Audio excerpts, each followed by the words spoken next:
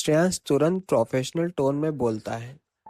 हाँ, मैं अभी प्यून को इन्फॉर्म कर देता हूँ। वो सभी इंटरव्यूअर्स को एक एक कर कर केबिन में भेज देगा। इतना कहकर श्रेयांश डेस्क पर रखे इंटरकॉम की तरफ हाथ बढ़ाता है और प्यून को इन्फॉर्म कर देता है। श्रेयांश और अंतरा दोनों ही अपने अपने चेयर्स पर बड़े प्रोफेशनल अंदाज में बैठ जाते हैं। केबिन के अंदर एकदम शांत और डिसिप्लिन माहौल था। टेबल पर रखी फाइल्स, लैपटॉप और इंटरव्यू डॉक्यूमेंट्स सब कुछ परफेक्टली अरेंज थे। कुछ ही देर बाद प्यून पहले इंटरव्यूअर को अंदर केबिन में भेज देता है। कैंडिडेट हल्का सा नर्वस होते हुए अंदर आता है और दोनों को रिस्पेक्ट के साथ ग्रीट करता है। अंतरा अपनी सीरियस लेकिन काम पर्सनालिटी के साथ इंटरव्यू शुरू करती है। वो कैंडिडेट से एक के बाद एक कॉन्फिडेंस और नॉलेज से जुड़े सवाल पूछ रही थी। उसकी आवाज में ऑथोरिटी साफ महसूस हो रही थी, जिसे देखकर हर कैंडिडेट और भी डिसिप्लिन होकर जवाब दे रहा था। वहीं दूसरी तरफ श्रेयांश बड़े ध्यान से हर कैंडिडेट की फाइल चेक कर रहा था। वो उनके आंसर्स, क्वालिफिकेशंस और परफॉर्मेंस की सारी डिटेल रिपोर्ट में नोट करता जा रहा था। कभी कभी वो भी बीच में एक प्रैक्टिकल और बिजनेस रिलेटेड क्वेश्चंस पूछ लेता, जिससे कैंडिडेट्स की असली कैपेबिलिटी समझ आ सके। एक कैंडिडेट के जाने के बाद दूसरा केबिन में एंटर करता और इसी तरह इंटरव्यू का सिलसिला चलता रहता। धीरे धीरे वक्त बीतने लगता है और दोनों मिलकर सारे इंटरव्यूअर्स के इंटरव्यू कंप्लीट कर लेते हैं। लंबे इंटरव्यूज के बाद अंतरा हल्की सी थकान के साथ चेयर पर पीछे टिकती है, जबकि श्रेयांश फाइल्स को एक साइड अरेंज करते हुए कहता है, फाइनली सारे इंटरव्यूज कंप्लीट हो गए। केबिन में अब एक अलग ही शांति है, लेकिन दोनों के चेहरों पर सेटिस्फेक्शन साफ नजर आ रहा है, क्योंकि उन्होंने पूरा काम बहुत ही परफेक्टली हैंडल किया है। वहीं दूसरी तरफ रेडबैक कंपनी के बाहर अचानक एक रिक्शा आकर रुकती है। रिक्शा रुकते ही उसमें से शीरा जल्दी से बाहर निकलती है।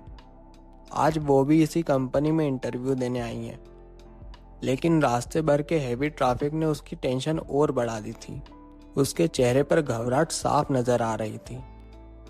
उसकी सांस तेज चल रही है, जैसे वो पूरे रास्ते सिर्फ एक ही बात सोचता आई हो, कहीं मैं लेट ना हो जाऊं।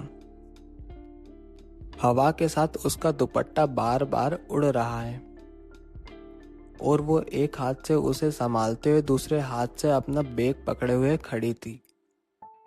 शीरा जल्दी से रिक्शा वाले को पैसे देती और बिना वक्त गवाए तेजी से कंपनी के मेन गेट की तरफ भागने लगती। उसकी आंखों में नर्वसनेस के साथ एक उम्मीद भी है। हर कदम के साथ उसके दिल की धड़कन और तेज होती जा रही है। कंपनी के बाहर सिक्योरिटी गार्ड्स और एम्प्लॉयज का आना जाना लगा हुआ था। बड़े बड़े ग्लास डोर्स और ऊंची बिल्डिंग को देखकर एक पल के लिए शीरा रुकती है, गहरी सांस लेती है और खुद को संभालते हुए अंदर की तरफ बढ़ जाती है। शीरा अब कंपनी के अंदर एंटर कर चुकी है। उसके कदम बहुत तेजी से रिसेप्शन काउंटर की तरफ बढ़ रहे हैं।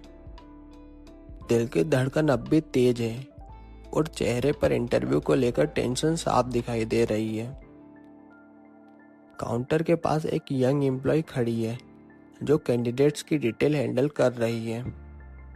शीरा जल्दी से उसके पास पहुंचती और हल्की सी सांस संभालते हुए कहती है, एक्सक्यूज मी मैम, क्या इंटरव्यू हो गए हैं?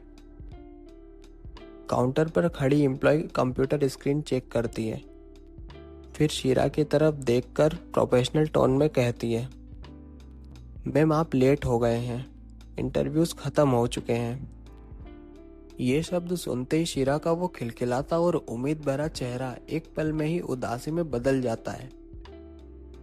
उसकी आंखों की चमक धीरे धीरे फीकी पड़ने लगती है, जैसे उसकी सारी मेहनत और उम्मीदें एक ही पल में टूट गई हों। वो बड़े मायूस मन से फिर धीरे आवाज में कहती है, प्लीज़ मैम, एक बार चेक कर लीजिए ना। मेरा इंटरव्यू देना बहुत इम्पोर्टेंट है, प्लीज़। उसकी आवाज़ में मजबूरी और उम्मीद दोनों साफ महसूस हो रही हैं। अब आगे की कहानी में ऐसा क्या होने वाला है? क्या शीरा अपना इंटरव्यू सक्सेसफुली दे पाएगी? क्या शेखर की जिंदगी की सबसे बड़ी डील फाइनल होगी या नहीं? या फिर किस्मत को कुछ और ही मंजूर है? इन सब सवालों के जवाब जानने के लिए बने रहिए हमारे साथ। सब्सक्राइब कीजिए मी स्टोरीज को और सुनते रहिए सच्ची मोहब्बत।